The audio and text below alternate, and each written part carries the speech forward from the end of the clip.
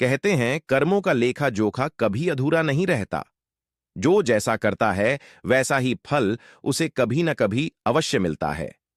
यह कहानी है एक औरत की, जिसने अपने बीते जन्मों में किए गए कर्मों की सजा इस जन्म में भोगी। अक्सर देखा गया है, जिस औरत को बच्चा नहीं होता है, समाज उसे ताने मारता है, लोग उसे अपशगुन कहते थे। लेकिन क्या सच में यह सिर्फ किस्मत है या उसके ही कर्मों का परिणाम? चलिए इस कहानी के माध्यम से इसे समझते हैं। नमस्कार दोस्तों। एक छोटे से गांव में गरीब परिवार की बेटी राधा रहती थी। उसके माता पिता साधारण किसान थे और राधा उनकी इकलौती संतान थी। उन्होंने उसे बड़े लाड़ प्यार से पाला था। राधा बेहद खूबसूरत और गुणों से भरपूर थी। उसका स्वभाव सरल और विनम्र था। वह अपने माता पिता के साथ गांव के एक छोटे से घर में संतोषपूर्ण जीवन व्यतीत कर रही थी। उस गांव पर राजा सोनभद्र का शासन था।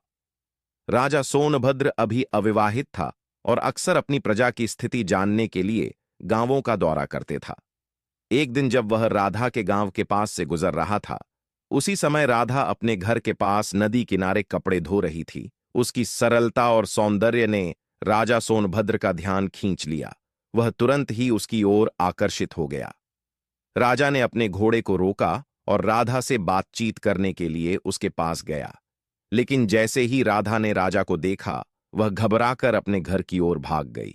राजा ने उसे आवाज दी, लेकिन वह बिना कुछ कहे अपने घर के अंदर चली गई। राजा की आवाज सुनकर राधा के पिता रामू बाहर आए। उन्होंने राजा को अपने दरवाजे पर खड़ा देखा तो हड़बड़ा गए। उन्होंने हाथ जोड़कर कहा, महाराज, आप हमारे घर पर कैसे आए हैं? क्या हमसे कोई गलती हुई? राजा ने मुस्कुराते हुए कहा, नहीं रामू, तुम्हारी कोई चूक नहीं है, बल्कि मैं एक विशेष कार्य के लिए यहां आया हूं। रामू ने कांपते हुए पूछा, क्या हुक्म है महाराज? राजा ने गंभीरता से कहा, तुम्हारी बेटी राधा मुझे पसंद है। मैं उससे विवाह करना चाहता हूं। रामू यह सुनकर हैरान रह गए। वह एक साधारण किसान थे। कोई और राजा का प्रस्ताव ठुकराना उनके लिए संभव नहीं था। उन्होंने सोचा कि उनकी बेटी अब राजमहल में रानी के रूप में सुखी जीवन जिएगी। उन्होंने राजा से अपनी बेटी का विवाह करने का निश्चय किया है। कुछ ही दिनों में विवाह संपन्न हुआ और राधा राजमहल आ गई। शादी के बाद के शुरुआती दिन बेहद सुखद थे। राजा सोनभद्र का राधा के प्रति व्यवहार बहुत अच्छा था। समय के साथ राधा ने एक पुत्र को जन्म दिया। पूरे राजमहल में खुशियों का माहौल था। विवाह के 6 वर्ष बीत गए। राधा का पुत्र अब 5 साल का हो गया था। लेकिन इस बीच राजा का मन धीरे धीरे राधा से हटने लगा। एक दिन राजा की नजर एक अन्य महिला पर पड़ी, जो राधा से अधिक आकर्षक थी। राजा ने जल्द ही उससे विवाह कर लिया और उसे राजमहल में ले आया। नई रानी के आने के बाद राधा का जीवन मुश्किलों से भर गया। नई रानी उसे हमेशा नीचा दिखाने का प्रयास करती थी। राजा भी राधा से दूरी बनाने लगा और उसकी बातों को अनदेखा करने लगा। धीरे धीरे राधा की स्थिति राजमहल में कमजोर हो गई। एक दिन नई रानी ने राधा को महल से निकालने के लिए मना लिया। राजा ने अपने पुत्र को अपने पास रखा और राधा को महल से बाहर कर दिया। राधा बेबस होकर अपने पिता के घर लौट आई। राधा ने अपने माता पिता को अपनी दुर्दशा सुनाई। उनकी बेटी की हालत देखकर वे बेहद दुखी हुए। उनकी चिंता ने उनकी सेहत पर गहरा प्रभाव डाला। कुछ समय बाद राधा की मां का निधन हो गया। पत्नी की मृत्यु ने रामू को और तोड़ दिया और वे भी संसार से चल बसे। राधा अब पूरी तरह अकेली रह गई। उसे किसी सहारे की सख्त जरूरत थी, लेकिन वह अपनी पीड़ा व्यक्त करने की हिम्मत नहीं जुटा पाती थी। अकेलेपन ने उसे भीतर तक तोड़ दिया, कहते हैं। कुछ दिनों बाद वहां एक व्यापारी आता है, जो राधा को देखकर उसे विवाह करना चाहता है। लेकिन राधा अंदर से टूट चुकी थी। वह विवाह करना न चाहती थी, परंतु उसके गांव वालों के बार बार समझाने पर वह विवाह के लिए राजी हो गई। परंतु वह व्यापारी बहुत ही बड़ा ठग निकला। वह राधा को अपने घर ले जाने के बजाय उसे रास्ते में बेहोश कर देता है। जब राधा को होश आता है तो वह खुद को एक अनजान जगह पर पाती है। वह जगह एक कोठा था। वहां की मालकिन ने राधा से कहा, अब तुम यहीं रहोगी। हमने तुम्हें खरीद लिया है। तुम्हें यहां मुजरा करना होगा और लोगों की इच्छाएं पूरी करनी होंगी। इसके बदले तुम्हें खाना, कपड़े और सिर छुपाने की जगह मिलेगी। राधा ने गुस्से में कहा, मैं यह सब कभी नहीं करूंगी। मालकिन ने ठंडे स्वर में जवाब दिया, अगर तुमने मेरी बात नहीं मानी तो तुम्हें भूखा रखा जाएगा और मारा जाएगा। तुम्हारे पास कोई और विकल्प नहीं है। राधा ने बहुत विरोध किया, लेकिन उसकी कोई सुनवाई नहीं हुई। धीरे धीरे अत्याचार और भूख ने उसकी हिम्मत तोड़ दी और मजबूरी में उसने अपनी इच्छा के खिलाफ कोठे पर काम करना शुरू कर दिया। राधा की जिंदगी अब अंधकार में डूब चुकी थी। वह हर दिन अपने भीतर के दर्द को छिपाकर जीने के लिए मजबूर थी। इस बीच कोठे पर रहते हुए 13 साल बीत गए। अब उसकी उम्र करीब 40 साल हो चुकी थी। वह अभी भी सुंदर थी, लेकिन उसका चेहरा हमेशा उदासी से भरा रहता था। एक दिन 21 साल का एक राजकुमार, जिसका नाम थान सिंह था, कोठे पर आया। उसने मालकिन से कहा, मुझे यहां की सबसे खूबसूरत महिला से मिलवा हो। मालकिन ने कई महिलाओं में से राधा को दिखाया। राजकुमार ने राधा को चुना और उसके कमरे में गया। राजकुमार के साथ समय बिताने के बाद राधा ने उससे पूछा, तुम कौन हो और कहां से आए हो? राजकुमार ने मुस्कुराते हुए कहा, मैं थानगढ़ देश का राजकुमार थान सिंह हूं। मेरे पिता यहां के राजा हैं। यह सुनते ही राधा के होश उड़ गए। उसकी आंखें चौड़ी हो गईं और वह जैसे पत्थर की मूरत बन गई। राधा ने तुरंत अपने शरीर को कपड़ों से ढक लिया। उसे एहसास हुआ कि वह राजकुमार कोई और नहीं, बल्कि उसका अपना बेटा था, जिसे उसने बचपन में खो दिया था। राधा का दिल शर्म और दुख से भर गया। उसने ईश्वर की ओर हाथ उठाकर रोते हुए कहा, हे भगवान, मुझसे ऐसा कौन सा पाप हुआ है कि आज मुझे अपने ही पुत्र से यह अपमान सहना पड़ा? क्या यह मेरे पिछले जन्म के पापों का परिणाम है? राजकुमार को राधा के अजीब व्यवहार का कोई कारण समझ नहीं आया। उसने वहां से जाने की अनुमति मांगी। राधा ने धीमी आवाज में कहा, तुम जा सकते हो। राजकुमार के जाने के बाद राधा फूट फूट कर रोने लगी। वह खुद से सवाल करने लगी, मैंने ऐसा कौन सा पाप किया है कि मेरी जिंदगी में केवल कष्ट और अपमान ही आए? कहते हैं, दोस्तों, कर्म चाहे अच्छे हों या बुरे, वे अपना फल जरूर देते हैं, इसलिए हमेशा अच्छे कर्म करने चाहिए।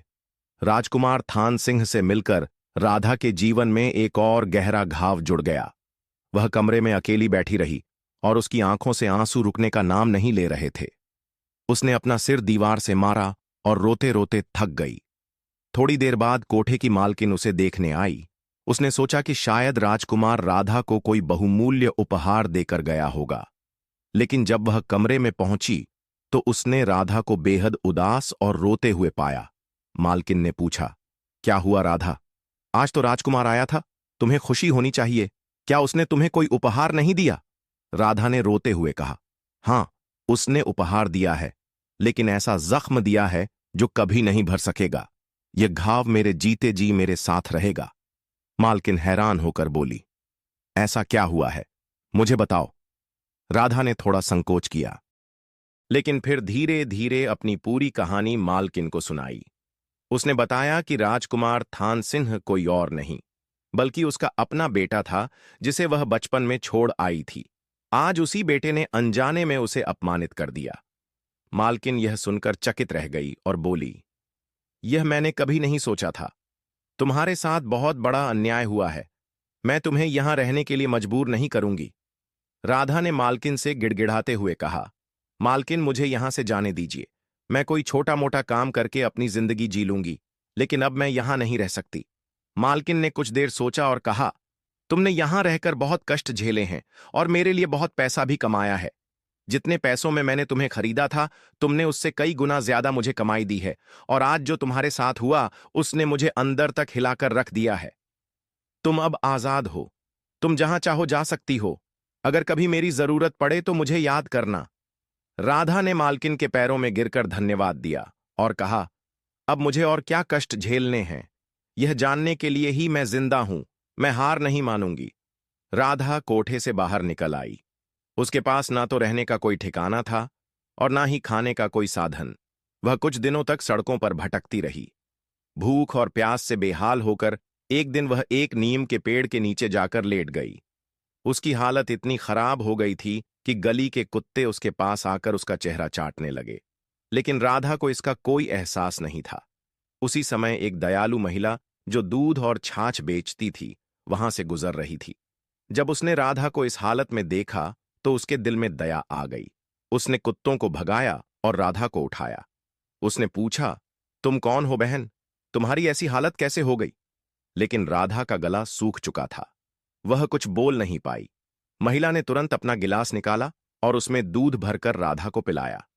राधा ने थोड़ा दूध पिया और कुछ दूध उसके मुंह से बाहर गिर गया। महिला ने कहा, तुम मेरे साथ चलो, मेरे घर आओ, वहां नहाओ, खाओ और आराम करो। तुम इस हालत में यहां नहीं रह सकती। राधा ने कोई प्रतिक्रिया नहीं दी, लेकिन महिला ने उसे सहारा देकर अपने घर ले जाने का फैसला किया। महिला ने राधा को अपने घर लाकर उसे नहलाया, अच्छे कपड़े पहनाए और खाना खिलाया। कुछ दिनों तक राधा उस औरत के यहां रुकती है, फिर उससे विदा लेकर वहां से चली जाती है। परंतु अब भी राधा का कोई ठौर ठिकाना नहीं था। वह अपने भाग्य के बारे में सोचती हुई जा ही रही थी कि उसे एक साधु ने देखा। वे साधु बहुत ही तेजस्वी थे। उन्होंने राधा को देखकर कहा, बेटी, तुम उदास क्यों हो? राधा उन साधु को प्रणाम करती है और उनसे अपने पिछले जन्म के कर्म जानने की इच्छा रखती है।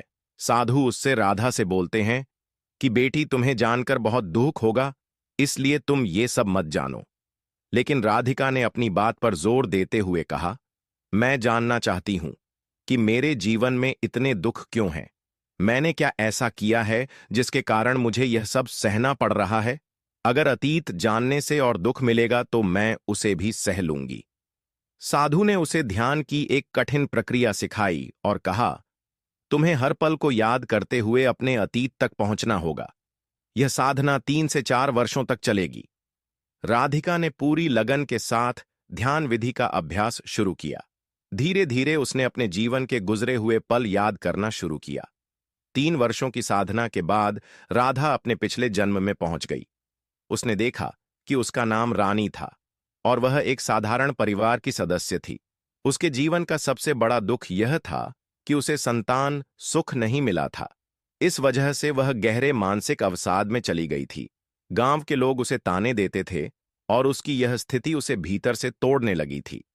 अपनी निराशा और दुखों से बचने के लिए रानी ने किसी तांत्रिक की सलाह पर कुछ विशेष अनुष्ठान शुरू किए। उसे विश्वास दिलाया गया कि यह अनुष्ठान उसके जीवन में खुशियां लाएंगे। उसे बताया गया कि अगर वह 21 बच्चों की बलि देगी तो उसे संतान प्राप्त हो सकती है। रानी ने वैसा ही किया। गांव के 21 बच्चों को उसने चुरा कर मार डाला। किसी तांत्रिक के झांसे में आकर वह खुद निसंतान थी। लोग उसका मुंह तक नहीं देखना चाहते थे और उसे इस बात की जलन होती थी। संतान ना होने का दुख और लोगों के बर्ताव ने उसे मानसिक रूप से असंतुलित कर दिया था। उसने देखा कि जिन परिवारों की संतानों की उसने जान ली थी, उनमें से कुछ माता पिता आत्महत्या कर चुके थे। अपनी संतान के दुख में कुछ उसे हमेशा बददुआ देते रहते थे। जब वह मर गई तो उसने देखा कि उसके मरने के बाद भी कई लोग बददुआ दे रहे थे। उनकी बददुआ से उसकी आत्मा को पीड़ा हो रही थी। उसने उन सभी घरों में प्रवेश किया जहां से उसने बच्चों को उठाया था। वहां उसने देखा कि कुछ घर बर्बाद हो चुके थे और कुछ अभी भी बिना संतान के थे। लेकिन वे लोग अब बुजुर्ग हो चुके थे और हमेशा उसे गालियां देते रहते थे। अब वह पहले से भी अधिक दुखी हो गई। अब उसके लिए पूर्व जन्म में वापस जाना नामुमकिन था।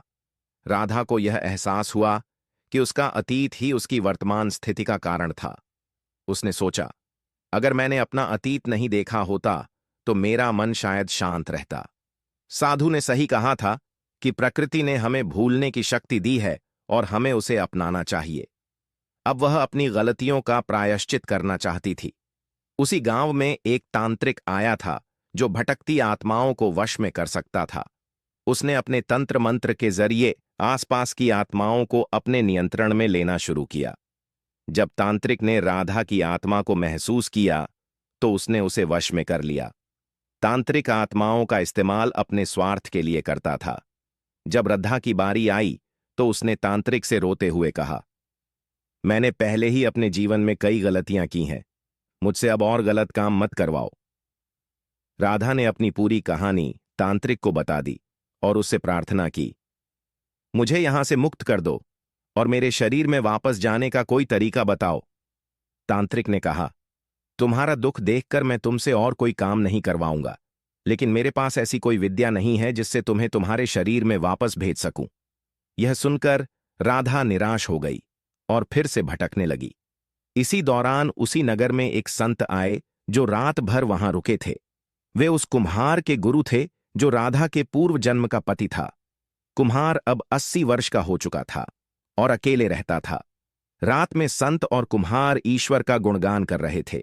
राधा की आत्मा वहीं भटक रही थी। संत को महसूस हुआ कि वहां कोई आत्मा मौजूद है जो मोक्ष की कामना कर रही है। संत ने कुम्हार से कहा, यहां तुम्हारी पूर्व पत्नी की आत्मा भटक रही है, वह अपनी मुक्ति चाहती है। कुम्हार ने चौंक हुए पूछा, मेरी पत्नी? वह तो वर्षों पहले गुजर गई थी, क्या इतने समय से उसकी आत्मा भटक रही है? संत ने राधा की आत्मा को संबोधित करते हुए कहा, तुम्हें क्या चाहिए? क्यों भटक रही हो? राधा ने अपनी सारी बातें संत को बता दी और कहा, मुझे अपने शरीर में वापस जाना है ताकि मैं अपने पापों का प्रायश्चित कर सकूं। संत ने कहा, तुम्हें मेरे साथ मेरे आश्रम चलना होगा, जहां हर रोज भजन कीर्तन होता है। ईश्वर के नाम के माध्यम से तुम अपने शरीर में लौटने का मार्ग ढूंढ सकती हो। राधा ने संत की बात मानी और उनके साथ आश्रम चली गई। आश्रम में हर दिन राधा ईश्वर का भजन करती, ध्यान लगाती और प्रार्थना करती। धीरे धीरे उसे महसूस होने लगा कि वह अपने शरीर की ओर लौट रही है। उसने यह बात संत को बताई। संत ने कहा, तुम अपने शरीर में वापस लौट सकती हो, लेकिन तुम्हारे पाप तभी खत्म होंगे जब तुम 21 लोगों की मदद करोगी और उनके जीवन को बेहतर बनाओगी। यही तुम्हारे लिए मुक्ति का मार्ग है। संत के आशीर्वाद से राधा अपने शरीर में लौट आई। जब उसने आंखें खोलीं तो उसका शरीर बहुत कमजोर और घायल था। उसकी त्वचा पर चींटियों ने घाव कर दिए थे। 7 साल बाद अपने शरीर में लौटने के बाद राधा ने यह समझ लिया कि अब उसे अपने पापों का प्रायश्चित करना है। वह चलने फिरने में असमर्थ थी, लेकिन उसने हार नहीं मानी। घुटनों के बल चलते हुए उसने दूसरों की सहायता करने का संकल्प लिया। उसने सोचा, ईश्वर ने मुझे एक और मौका दिया है, मैं इसे व्यर्थ नहीं जाने दूंगी। राधा ने जंगल में भटकते हुए कई कठिनाइयों का सामना किया। उसके शरीर में घाव थे और वह दोनों पैरों से लाचार थी, लेकिन घुटनों के बल चलने को मजबूर थी। फिर भी उसने साहस नहीं खोया। उसने ठान लिया था कि वह अपने पापों का प्रायश्चित करेगी और 21 जिंदगियां बचाने का अपना उद्देश्य पूरा करेगी। एक दिन जंगल में चलते हुए राधा ने देखा कि एक सांप कांटों में फंसा हुआ है। कांटे उसकी त्वचा में गहरे चुभ गए थे, जिससे वह असहाय और दर्द से तड़प रहा था। राधा ने सोचा कि वह इस सांप की मदद कर सकती है। सांप ने जैसे ही राधा को अपनी ओर आते देखा, उसने फन उठाकर फुफकारना शुरू कर दिया। राधा डर गई, लेकिन फिर भी उसने साहस दिखाया। उसने पास पड़े एक लंबे डंडे से धीरे धीरे सांप को कांटों से बाहर निकालने की कोशिश की। सांप पहले बहुत गुस्से में था, लेकिन धीरे धीरे वह शांत हो गया। राधा ने अपने कपड़े का एक टुकड़ा सांप पर डालकर उसके शरीर से कांटे निकाल दिए। सांप को राहत मिली और उसने राधा को धन्यवाद देने के लिए अपनी फुफकार धीमी कर ली। राधा को महसूस हुआ कि उसने एक जीवन बचाया है। उसने सोचा, शायद ईश्वर ने मुझे इसी उद्देश्य के लिए जीवित रखा है। कुछ दिन बाद राधा जंगल में एक शिकारी से मिली। उसने देखा कि शिकारी अपने कंधे पर एक हिरण का बच्चा लटकाए हुए जा रहा था। यह दृश्य देखकर राधा का दिल पसीज गया।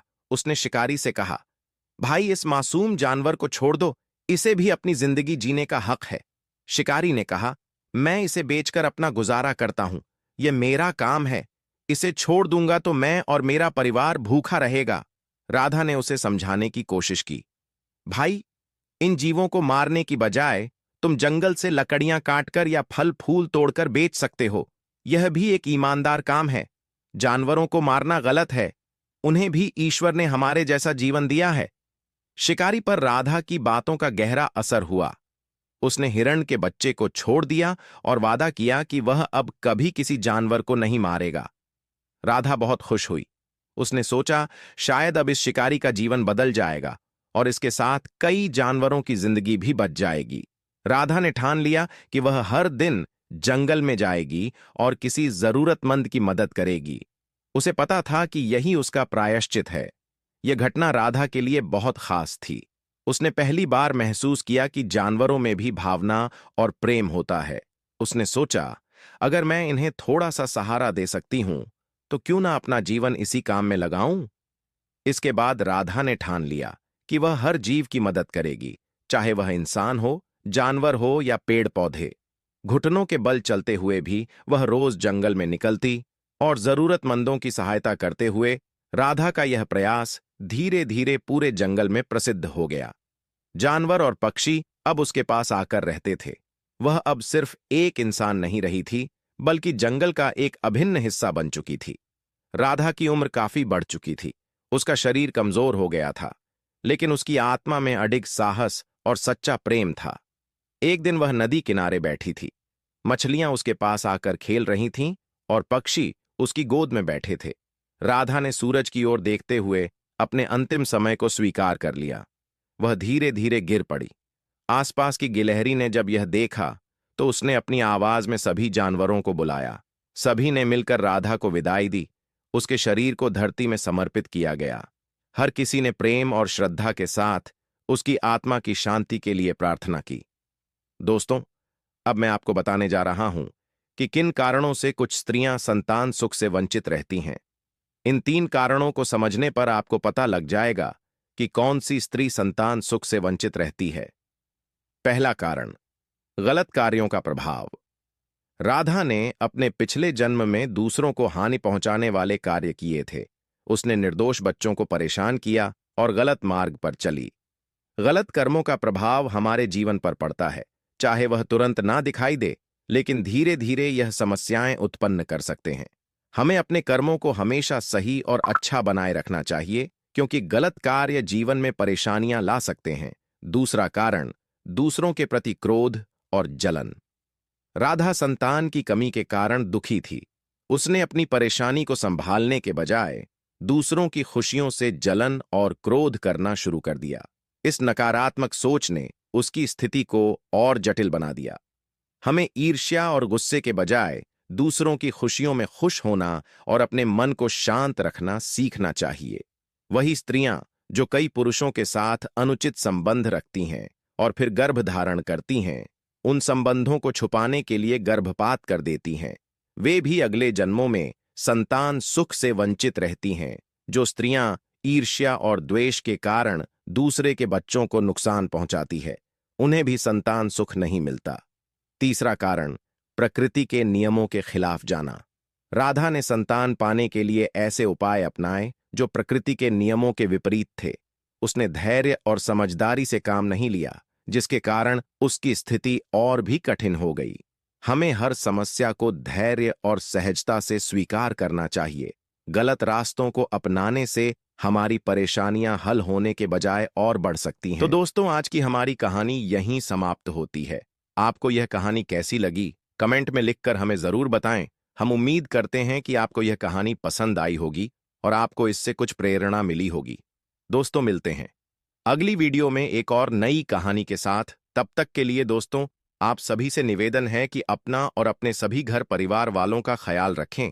और अगर आपने अभी तक हमारे चैनल को सब्सक्राइब नहीं किया है तो सब्सक्राइब कर लें और बेल आइकन को ऑन करें, ताकि हमारी वीडियो की जानकारी सबसे पहले आपको मिले और आप उसका फायदा उठा सकें। वीडियो को अंत तक देखने के लिए आपका बहुत बहुत धन्यवाद। जय श्री राम।